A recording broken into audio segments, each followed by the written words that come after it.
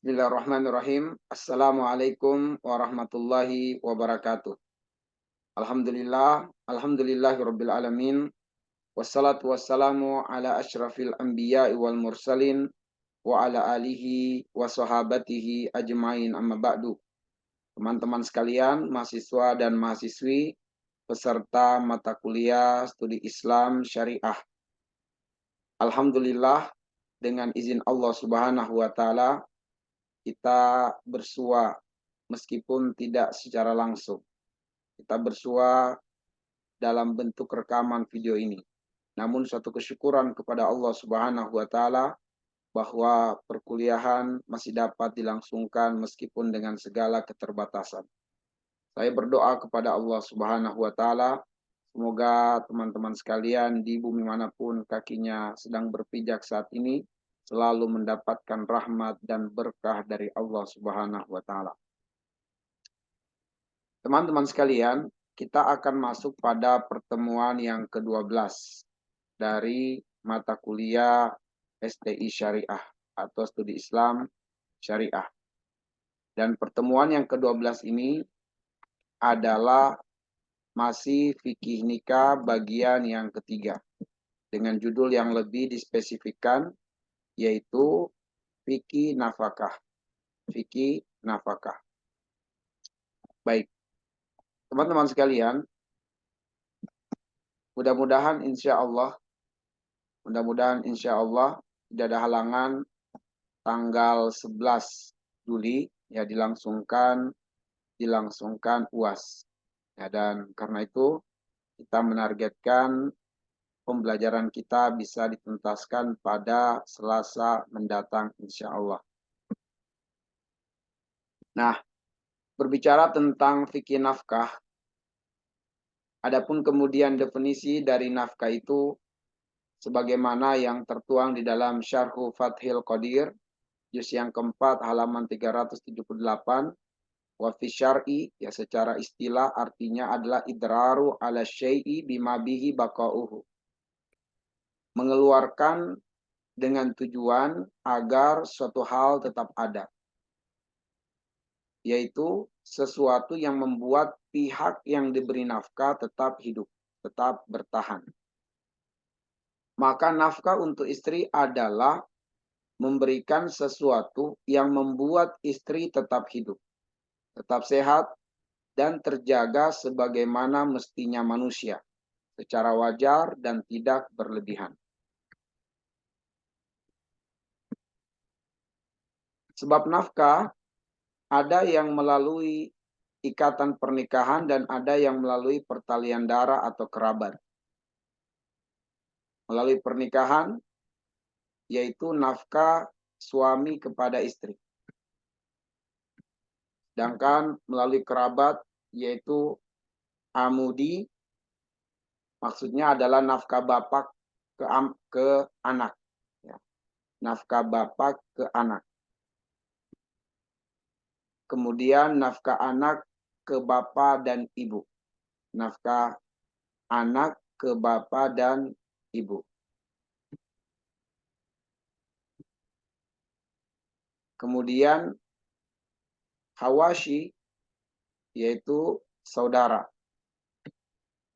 paman, bibi. Ya, inilah sebab nafkah. Pertama melalui pernikahan, kemudian melalui kerabat.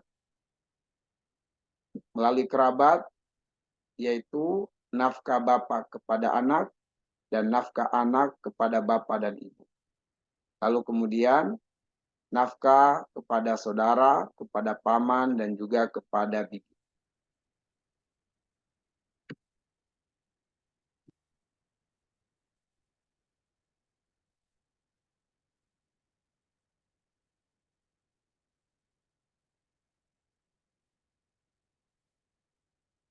Nah, kalau kita lihat usul, ya usul itu artinya pokok, ya pokok. Bahwa seorang anak itu ada pokoknya. Anak itu adalah keturunan dan ada pokok yang menjadi sebab dia terlahir. Nah, pokoknya adalah bapaknya, ibu, kakek, nenek, dan buyut. Lalu kemudian buah pernikahan antara anak itu dengan seorang wanita, akhirnya mereka memiliki furu, ya furu keturunan ke bawah, yaitu anak, cucu, dan cicit. Lalu kemudian hawashi, ya dari arah samping, ada saudara laki-laki, ada saudara perempuan, ada keponakan, ada paman, dan ada bibi.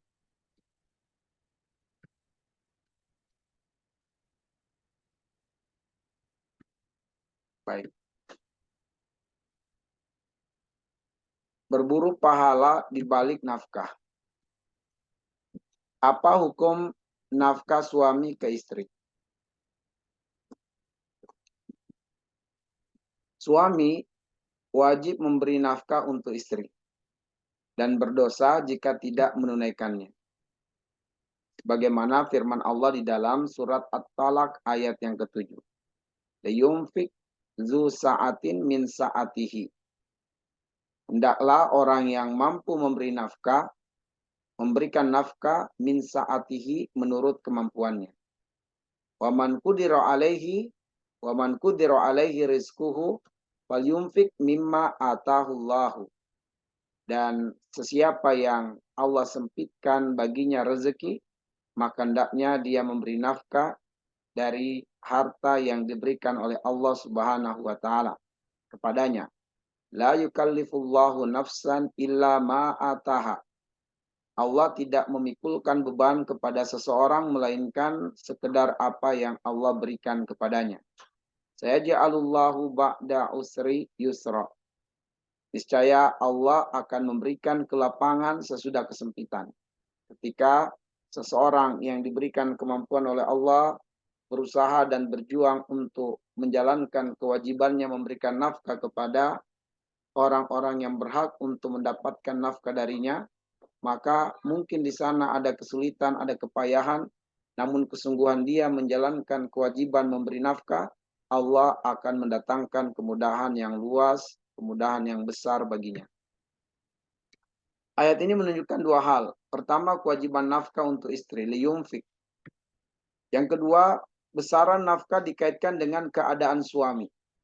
Ya, besaran nafkah dikaitkan dengan keadaan suami. Kalau dia memiliki kemapanan secara finansial, maka hendaknya dia meluaskan istri dari sisi nafkah. Tapi kalau kemudian suami masih dibatasi rezekinya oleh Allah, maka hendaknya istri bersabar atas nafkah suami yang mungkin masih jauh dari kecukupan. Di dalam surat Al-Baqarah 233, yang artinya adalah dan kewajiban ayah memberi makan dan pakaian kepada para ibu dengan cara yang ma'ruf. Ya, seseorang tidak dibebani melainkan menurut kadar kesanggupannya. Sunan At-Tirmizi juz yang kelima halaman 273 disebutkan bahwa hak istri yang menjadi tanggungan atau kewajiban suami memenuhi secara baik berupa kebutuhan pakaian dan juga pangan. Ya. Ala wa inna haqqahunna alaikum antahsanu antusinu ilaihinna fi kiswatihinna wa tu'amihinna. Qala Abu Isa hadza hadis hasan sahih. Kemudian kafa bil mar'i isman an yudayya may yakut. Cukuplah seseorang dikatakan berdosa jika dia menyia-nyiakan orang yang menjadi tanggungannya. Hadis riwayat Abu Daud. Ibnu Hibban lalu dihasankan oleh Albani dalam Sahih Abi Daud.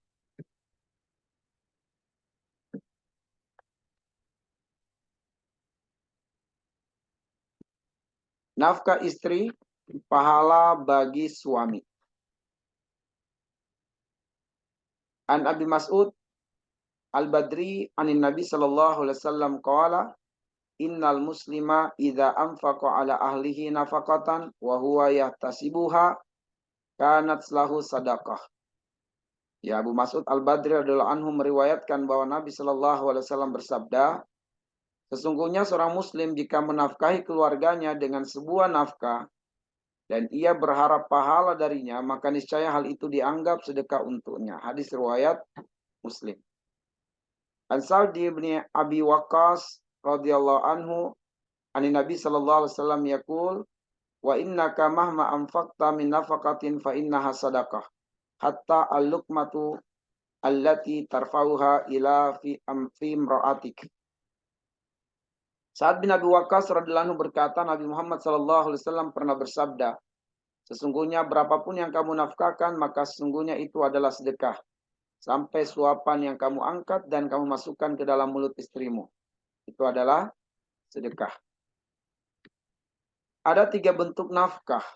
Ada 3 bentuk nafkah. Pertama pangan, yaitu al-it'am. Yang kedua sandang atau pakaian, al-kiswah. Kemudian papan atau rumah, yaitu as-sakanu. Nah, inilah 3 bentuk nafkah. Ya, 3 bentuk nafkah. Besaran nafkah dan kelayakannya itu berdasarkan urf. Berdasarkan urf. Atau adat dan kebiasaan di tempat mereka tinggal. Pangan beserta lauk pauknya. Rumah beserta peralatan dan kebutuhannya. Apabila asisten rumah tangga menjadi adat, maka wajib bagi suami menyediakannya. Biaya pengobatan, biaya sekolah anak, ini semua adalah bentuk-bentuk nafkah suami kepada keluarga. Nah, tetapi ukurannya adalah sesuai dengan batas kewajaran dan kemampuan, atau sesuai dengan urf, atau kebiasaan masyarakat setempat.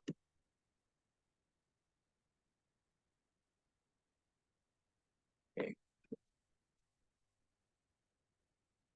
Selanjutnya adalah nafkah itu merupakan konsekuensi dari istri ditahan untuk kepentingan suami. Jadi nafkah itu merupakan konsekuensi karena istri tertahan di rumah suami untuk memberikan penghidmatan dan pelayanan kepada suami. Nah, sebagaimana penjelasan para ulama al-hikmah, al-mahbusu ala zimmatil habis, yang ditahan berada di bawah tanggungan yang menahan.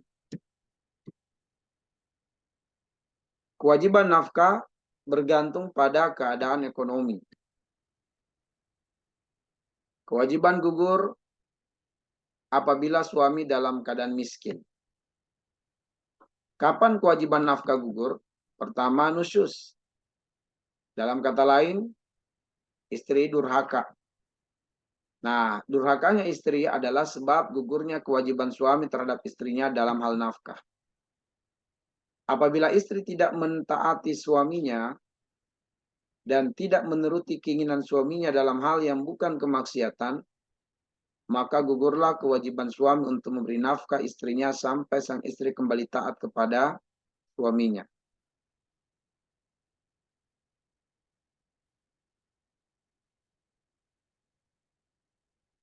Pemberian suami selain dari nafkah adalah bentuk sedekah yang afdol. Bentuk sedekah yang afdol.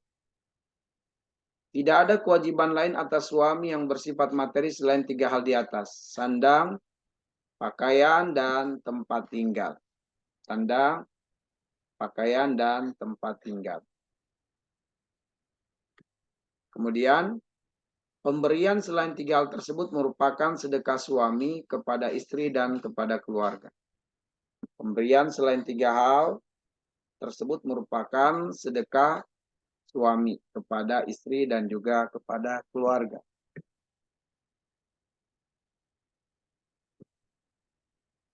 Ada 4 jenis dinar. Dinar yang engkau berikan kepada orang miskin. Dinar yang engkau berikan untuk membebaskan budak. dinar yang engkau infakkan di jalan Allah, dan dinar yang engkau infakkan untuk keluargamu. Yang paling afdal adalah yang engkau infakkan untuk keluargamu. Ya, hadis riwayat Imam Al-Bukhari dan dalam kitab Adabul Mufrad.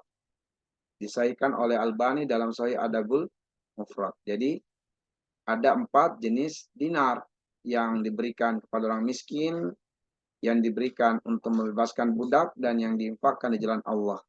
Ternyata yang diinfakkan untuk keluarga itu paling afdol dari ketiga jenis dinar yang dikeluarkan di jalan-jalan yang juga dicintai dan diridhoi oleh Allah, seperti yang telah disebutkan di dalam hadis yang mulia ini.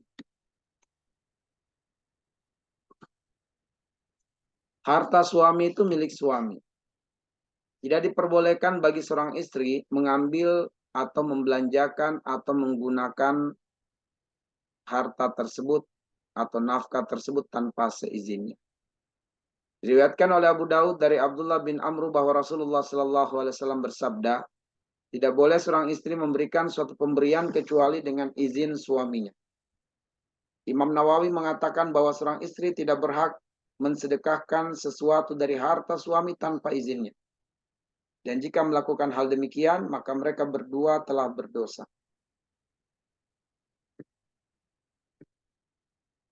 Sesuatu yang tidak seberapa nilainya menurut kebiasaan boleh diambil tanpa izin. Bagaimana diriwayatkan oleh Imam Al-Bukhari dari Aisyah berkata Rasulullah Sallallahu Alaihi Wasallam bersabda, jika seorang wanita bersedekah dari makanan yang ada di rumah suaminya, bukan bermaksud menimbulkan kerusakan, maka baginya pahala atas apa yang diinfakkan, dan bagi suaminya pahala atas apa yang diusahakan. Ya, jadi apabila kemudian seorang istri dia bersedekah dari sesuatu yang ada di rumahnya, tapi sesuatu yang remeh dan temeh, sesuatu yang dengan ketiadaannya atau kehilangannya tidak menyebabkan kemudaratan bagi suaminya, tidak menyebabkan kemudaratan bagi anak-anaknya, maka jika dia menginfakkan harta tersebut atau barang tersebut atau makanan tersebut, maka ya sedekah atau pahala sedekah bagi istri dan bagi suami atas apa yang dia usahakan. Atau karena kebakilan suami dalam menafkahkan istrinya, dibolehkan seorang istri mengambil harta suaminya. Imam Bukhari meriwayatkan dari Aisyah bahwa Hindun binti Utbah berkata, wahai Abu Sufyan, ya, jadi Hindun binti Utbah berkata,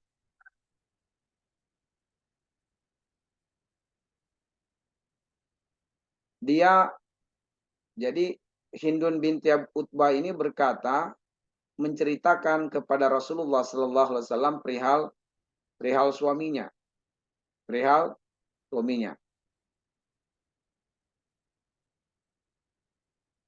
bahwa Abu Sufyan itu adalah seorang laki-laki yang pelit. Ia tidak memberikan kecukupan nafkah padaku dan anak-anakku, kecuali jika aku mengambil dari hartanya dengan tanpa sepengetahuannya.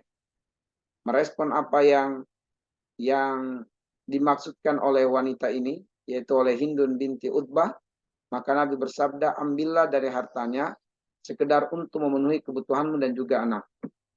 Ya, jadi Hindun binti Utbah ini berkata seraya meminta dukungan dari Nabi Shallallahu Alaihi Wasallam, apakah perbuatannya ini dibolehkan atau tidak, dibenarkan secara syariat ataukah tidak.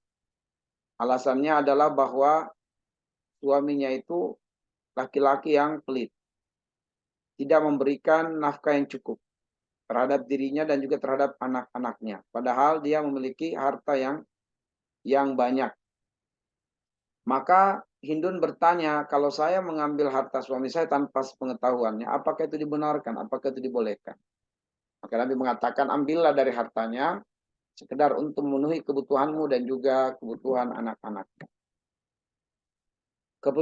Kepemilikan harta dalam rumah tangga. Kepemilikan harta dalam rumah tangga terkadang tabu dibicarakan. Suami dan istri merasa hal tersebut mengganggu tali cinta antara keduanya.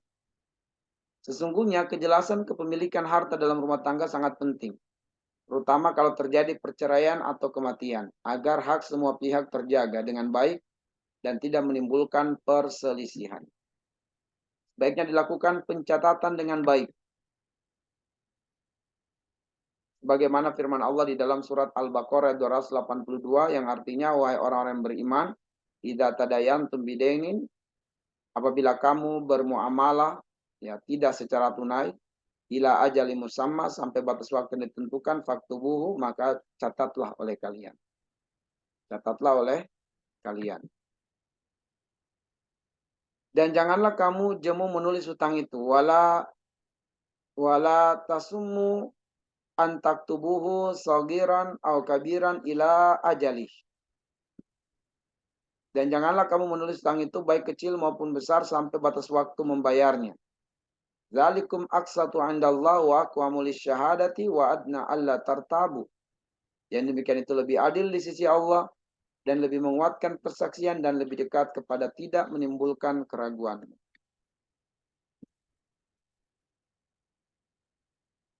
Beberapa prinsip kepemilikan harta dalam rumah tangga.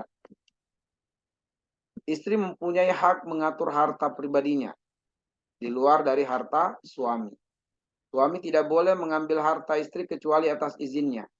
Kalaupun suami meminjam harta istri harus dikembalikan. Istri boleh mengelola keuangan harta suami atas izin dan kesepakatan suami. Tidak ada prinsip harta suami, harta istri. Harta yang diperoleh dari pemberian suami menjadi hak penuh istri. Harta yang menjadi fasilitas dari suami untuk istri milik suami. Rumah, kendaraan, dan lain-lain. Kecuali kalau suami menghibahkannya ke istri atau menghadiahkannya. Harta yang tidak jelas kepemilikannya dikembalikan kepada urf atau kebiasaan masyarakat setempat. Seluruh pemberian menjadi milik pihak yang diberi. Tidak ada gonogini kecuali atas dasar kesepakatan. Bagaimana dengan istri yang bekerja mencari nafkah? Bagaimanakah hukumnya? Tidak ada kewajiban bagi istri untuk bekerja mencari penghasilan untuk memenuhi kebutuhan keluarga. Islam melarang seorang istri bekerja keluar rumah tanpa mendapatkan izin dari suaminya. Izin suami tidak diperlukan jika istri telah mengajukan persyaratan di saat akad nikah agar dirinya diizinkan bekerja setelah berumah tangga. Ya ayyuhalladzina amanu aufu bil uqud. Wahai orang-orang yang beriman, penuhilah akad-akad itu. Al-Maidah ayat yang pertama. Juga apa yang diriwayatkan oleh Imam At-Tirmidzi dari Amr bin Auf Al-Muzanni bahwa Rasulullah sallallahu alaihi wasallam bersabda, dan kaum muslimin boleh menentukan syarat kecuali syarat yang mengharamkan yang halal atau menghalalkan yang haram. Akan tetapi, seorang suami bisa bahkan wajib memutuskan persyaratan tersebut atau tidak memberikan perizinan kepada istrinya untuk bekerja ketika terdapat hal-hal yang dilarang syariat di dalam pekerjaan. Bagaimana dengan harta yang menjadi buah dari penghasilan istri bekerja? Jika seorang istri bekerja dikarenakan adanya persyaratan di saat akad nikahnya, maka tidak diperbolehkan bagi suaminya untuk mengambil sedikit pun dari hasil gaji istrinya.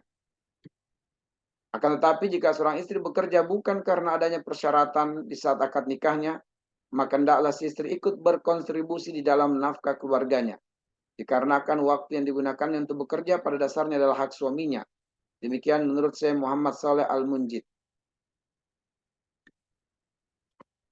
Al-Bahuti mengatakan, tidak boleh seorang istri mempekerjakan dirinya sendiri setelah akad nikah tanpa izin suaminya dikarenakan adanya penghilangan hak suaminya. Ar-Raud Al-Murabbah halaman 271. Memberikan orang tua dari penghasilan masing-masing tanpa seizin pasangannya.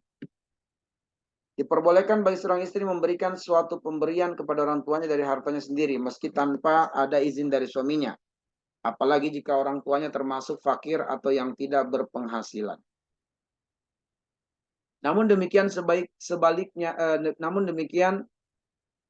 sebaiknya bagi seorang istri untuk membicarakan dan mendiskusikan keinginannya itu kepada suaminya terlebih dahulu.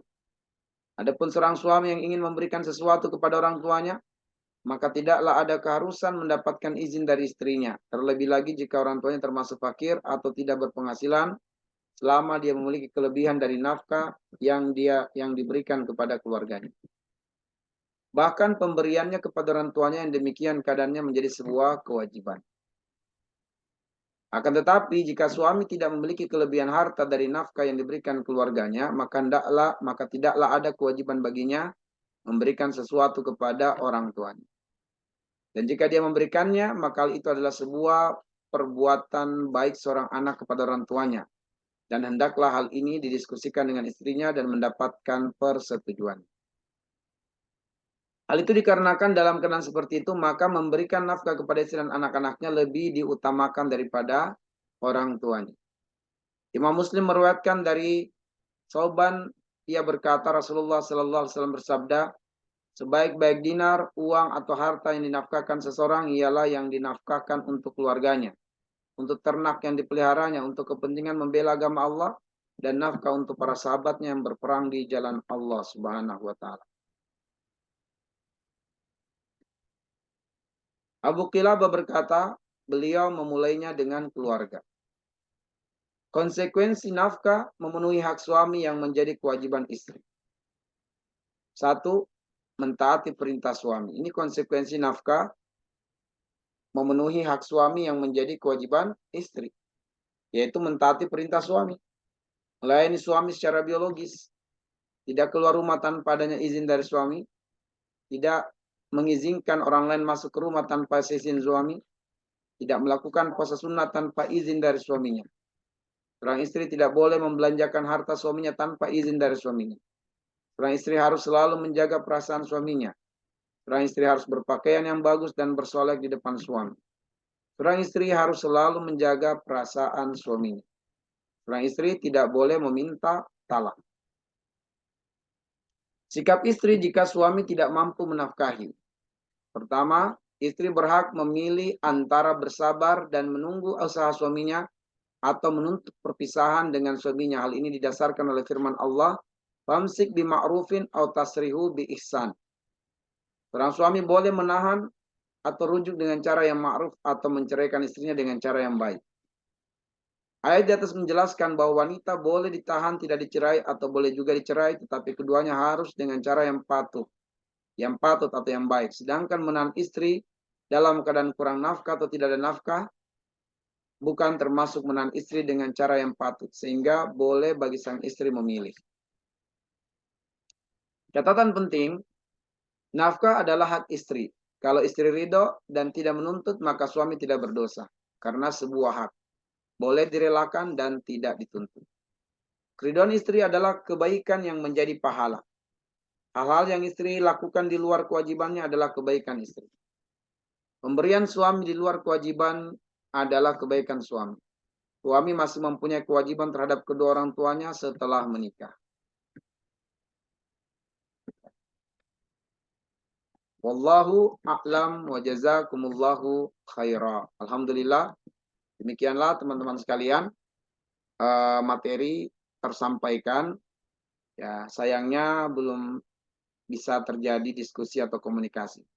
Dan teman-teman sekalian, mohon ridhonya dan tentu doanya bahwa perkuliahan untuk hari Selasa ini dilakukan melalui rekaman video sebab saya harus kembali ke kampung halaman di kota Kendari, Sulawesi Tenggara karena saya mendapat kabar ibu kami dalam keadaan kritis. Dan saya berharap doa dari teman-teman semuanya, semoga ibu kami dipanjangkan umur dalam kebaikan dan dalam ketaatan di sisi Allah, diampunkan segala dosa-dosanya dan dibaguskan amal solehnya. Baik teman-teman sekalian, insya Allah semoga di Selasa mendatang kita bisa melakukan pertemuan tidak dalam bentuk rekaman, tapi via Zoom atau via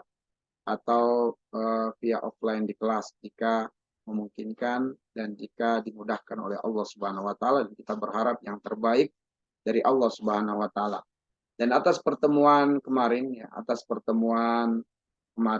yaitu tablik akbar di hari Ahad tanggal 25 itu kita jadikan sebagai satu pertemuan karena memang kita kekurangan pertemuan.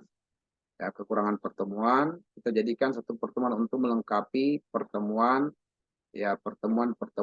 di semester ini. Dan karena itu bagi yang tidak hadir, mudah-mudahan segera saya share link materi yang kemarin untuk bisa diikuti ya, Baik, kita cukupkan, lebih dan kurangnya mohon dimaafkan. Naktafi bihadzal qadar. Subhanakallahumma bihamdik. Asyhadu an la ilaha illa anta astaghfiruka wa atubu ilaik. Assalamualaikum warahmatullahi wabarakatuh.